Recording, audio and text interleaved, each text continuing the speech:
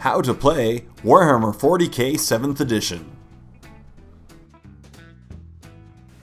Hey everyone, welcome to a new series I like to call How to Play Warhammer 40K 7th edition. As always, my name is Jay, and today begins the very first episode in a long series of episodes telling you how to play Warhammer 40K 7th edition in pretty good detail. Now the goal is to have many parts and go over each part of the game in extreme detail. That way you, the viewers, can watch this series and have a really good understanding of how Warhammer 40K works, how to design an army list, how to play the game, and yeah, you're good to go.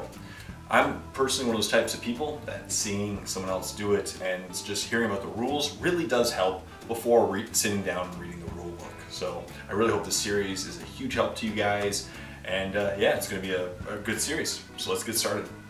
So this is episode 1, I like to call Tools of the Trade. This episode is going to go over all of the mandatory and optional items that you will require to play Warhammer 40K 7th edition with your friends in a tournament, basically anywhere you want to play. So first, we're going to be going over the mandatory items. Now, the very first item that you should pick up if you're deciding, maybe not when you're starting out to play Warhammer 40K, but once you're solid, well, you want to play Warhammer 40K 7th edition, you have to pick up a rule book. The rule book is the foundation of the game. If you don't pick up the rule book, you will not really know all the rules. There are many rules to Warhammer 40K 7th edition, and they're all in the rule book. Specific ones are going to be in the codices. Their armies, I'll be going over that in a moment, but the foundation of the game is in the rulebook, and this is unfortunately not one of those games that you can get away without the rulebook. So I definitely recommend one rulebook per person, if not one rulebook per group of friends. That way you can each sit down and read them and learn all the rules and learn how the game works. Trust me, it'll take a few tries. I've been playing this game for years and years, and I've been playing 7th edition.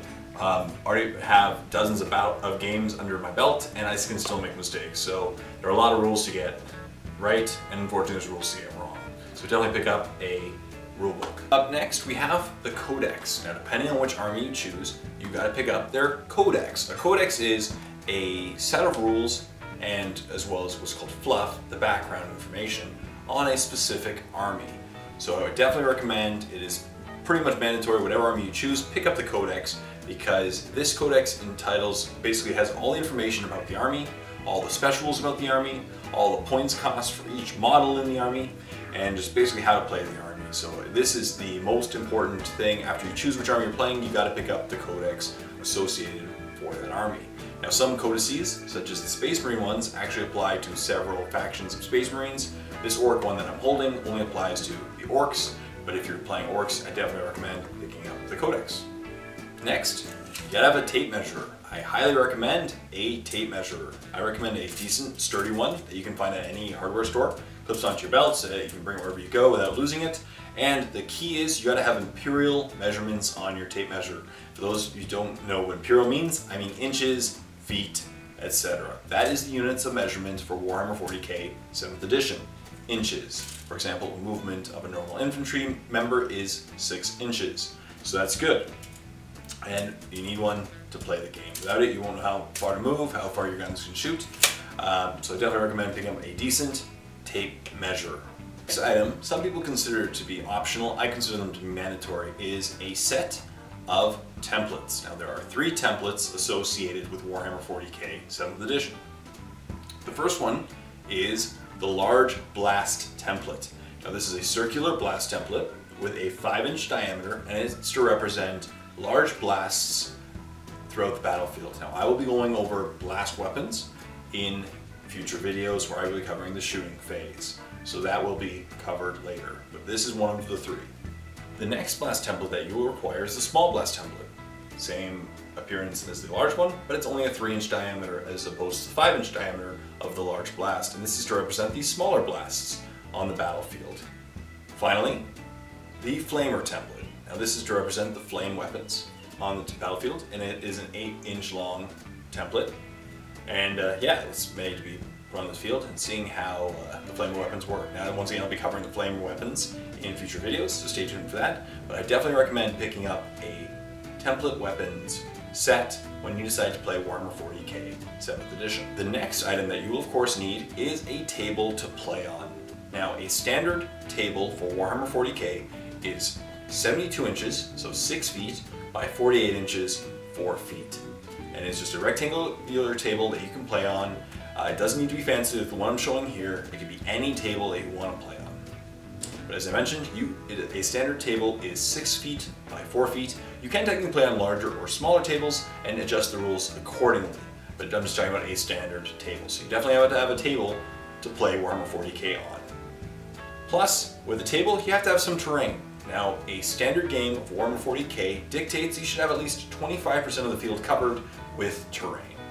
Now, terrain can be pricey, so feel free to start off cheap. Use cans, paper, boxes, anything you really want to use to simulate terrain.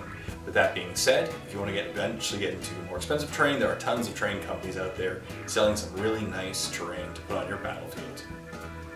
Of course, miniature wargaming cannot be played without dice. You need dice to play Warhammer 40K 7th edition.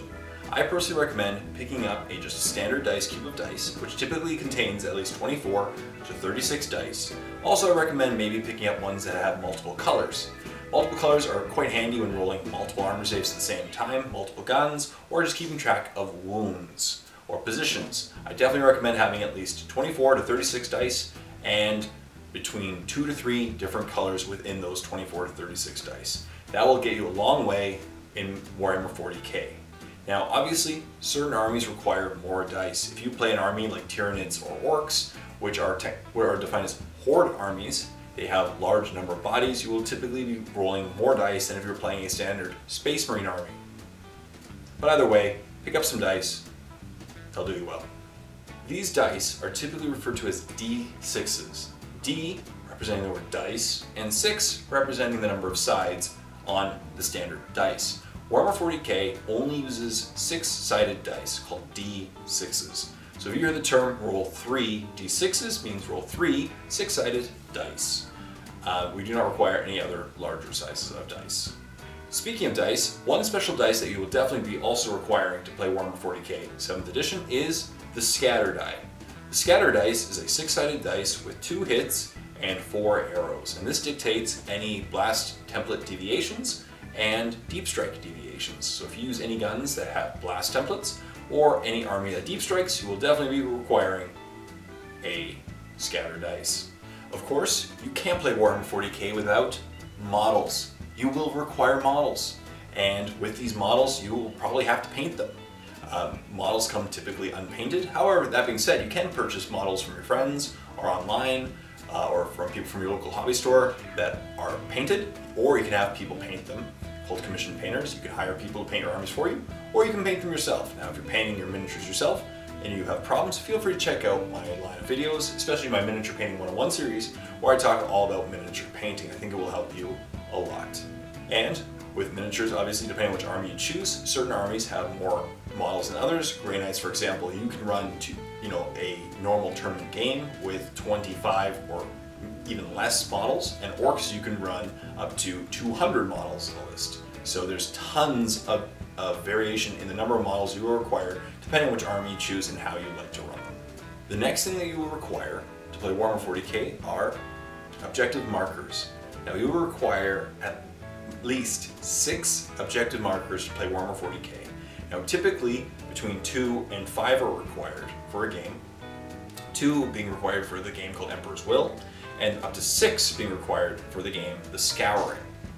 And I will be going over these missions in a lot more detail in future videos. So definitely have at least 6 objective markers to play Warhammer 40K. Now you can use these empty bases like I use, or you can make your own, up to you. I just recommend circular bases or anything that you want to use to make objective markers on the battlefield. And now, the optional items to play Warhammer 40K. The first optional item that I highly recommend but isn't necessarily required are the Psychic Power cards. Now, if you run an army that has Psychic Powers, I recommend picking up the Psychic Power cards for the game Warhammer 40K 7th edition, or the ones specific to your army. Now, check your Codex for what Psychic Powers apply to your army before purchasing these items. They do save you a lot of time putting them on the battlefield with the cards beside the models themselves, rather than having to look up the rules specifically to the rulebook. That being said, if you don't want to purchase them, All of the rules for the Warhammer 40K psychic powers are in the Warhammer 40K Rulebook, and all of the psychic powers pertaining to your army that are specific to your army are in the Codex itself. So check those out if you want to save a little money, but purchase these if you want to save a little bit of time. Similarly, you can also purchase cards for the tactical objectives. Now, half the missions for Warhammer 40K 7th edition include tactical objectives. And these cards are once again pretty much required if you want to play those missions. That being said, the reason why these are in the optional categories, you are not required to play those specific missions in a typical game of Warhammer 40K. So if you want to play the game of Warhammer 40K with tactical objectives, purchase the cards because they are required. If not, you don't have to. And I'll be going over these once again in a future video. There will be a lot of parts of these videos, as you'll see. I'm going over things in really good detail. And finally, a handy tool is a laser pointer if you want to if you need a little help measuring distances or lines of sight between models and making sure that one model can actually see and shoot and hit another model. That being said, not really much required. It just saves a little bit of time and prevents a few fights if you play with a competitive person. So that concludes all of the tools of the trade that you will need to play Warhammer 40K 7th edition. That being said, I might have forgotten something, so if you notice something that I forgot, leave a comment in the comment section down below, and together we will learn how to play Warhammer 40K 7th edition, or together you guys will help me teach new people how to play Warhammer 40K 7th edition. And stay tuned for more videos. There's going to be tons of videos on this topic. I'm going to teach you how to play in pretty much extreme detail, so we're going to have a lot of fun playing this. Stay tuned for more videos, so please like the video, comment in the comment section down below if you figure I missed anything or if you'd like me to cover a specific topic in future videos, and stay tuned for more future videos. Subscribe to my channel if you haven't done so, it really does help a lot. Until next time, this is Jay saying, happy playing and happy painting.